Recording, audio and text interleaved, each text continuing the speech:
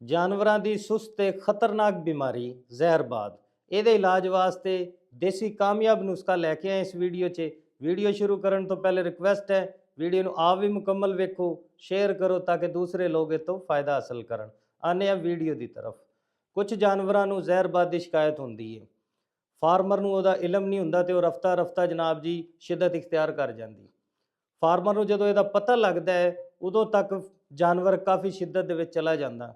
ਉਹਦੇ ਗੋਬਰ 'ਚੋਂ ਸਮੈਲ ਆਉਣਾ ਸ਼ੁਰੂ ਹੋ ਜਾਂਦੀ, ਮੂੰਹ 'ਚੋਂ ਸਮੈਲ ਆਉਣਾ ਸ਼ੁਰੂ ਹੋ ਜਾਂਦੀ, ਜਾਨਵਰ ਕਮਜ਼ੋਰ ਹੋਣਾ ਸ਼ੁਰੂ ਹੋ ਜਾਂਦਾ ਤੇ ਆਪਣੀ ਪੈਦਾਵਾਰ ਵੀ ਘਟਾ ਦਿੰਦਾ, ਜਿਹੜਾ ਫਾਰਮਰ ਦਾ ਕਾਫੀ ਬੜਾ ਮਾਲੀ ਨੁਕਸਾਨ ਹੋਣ ਦਾ ਸਬਬ ਬਣਦੀ ਹੈ।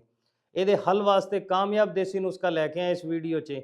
ਕਿਹੜੀ ਕਿਹੜੀ ਸ਼ੈ ਸ਼ਾਮਿਲ ਹੈ? ਪਹਿਲੇ ਨੰਬਰ ਤੇ ਤੁਸੀਂ ਲੈਣੀ ਹੈ ਲਾਲ ਮਿਰਚ ਅੱਧਾ ਕਿਲੋ, ਨਾਲ ਤੁਸੀਂ ਲੈਣੀ ਹੈ ਘਿਓ ਅੱਧਾ ਕਿਲੋ, ਨਾਲ ਤੁਸੀਂ ਸ਼ਾਮਿਲ ਕਰਨਾ ਹੈ ਸਰੋਂ ਦਾ ਤੇਲ ਅੱਧਾ ਕਿਲੋ, ਨਾਲ ਤੁਸੀਂ 4 ਲੀਟਰ ਪਾਣੀ ਲੈਣਾ ਹੈ। ਬਣਾਉਣਾ ਕਿਵੇਂ ਹੈ? ਤੁਸੀਂ ਮਿਰਚਾਂ ਨੂੰ ਸ਼ਾਮਿਲ ਕਰਨਾ ਹੈ ਪਾਣੀ ਦੇ ਵਿੱਚ ਤੇ ਅੱਗ ਤੇ ਚੜਾ ਦੇਣਾ। ਇੰਨਾ ਪਕਾਉਣਾ ਕਿ ਪੱਕ ਕੇ ਪਾਣੀ ਜਿਹੜਾ ਹੈ 2 ਤੋਂ 1.5 ਕਿਲੋ ਰਹਿ ਜਾਏ। ਬਾਅਦ 'ਚ ਘਿਓ ਤੇ ਤੇਲ ਉੱਚ ਸ਼ਾਮਿਲ ਕਰ ਦੇਣਾ, ਉਹਨੂੰ ਵੀ 2 ਉਬਾਲੇ ਦਵਾ ਕੇ ਤੇ ਲਾ ਕੇ ਠੰਡਾ ਕਰ ਲੈਣਾ। ਡੇਲੀ ਤੁਸੀਂ ਰਾਤ ਨੂੰ ਇੱਕ ਨਾਲਕਾ ਜਾਨਵਰ ਨੂੰ ਦੇਣਾ ਹੈ ਤੇ ਇਨਸ਼ਾਅੱਲਾ ਤੁਸੀਂ ਵੇਖੋਗੇ 4 ਤੋਂ 5 ਦਿਨ ਬਾਅਦ ਜਾਨਵਰ ਤੁਹਾਡਾ ਰਿਕਵਰੀ 'ਚ ਆਏਗਾ, ਠੀਕ ਹੋਏਗਾ ਤੇ ਫਾਰਮਰ ਨੂੰ ਬੜੇ ਨੁਕਸਾਨ ਤੋਂ ਬਚਾਏਗਾ। ਉਮੀਦ ਕਰਦਾ ਵੀਡੀਓ ਚੰਗੀ ਲੱਗੀ ਹੋਣੀ। ਸ਼ੇਅਰ ਕਰੋ। ਸ਼ੁਕਰੀਆ।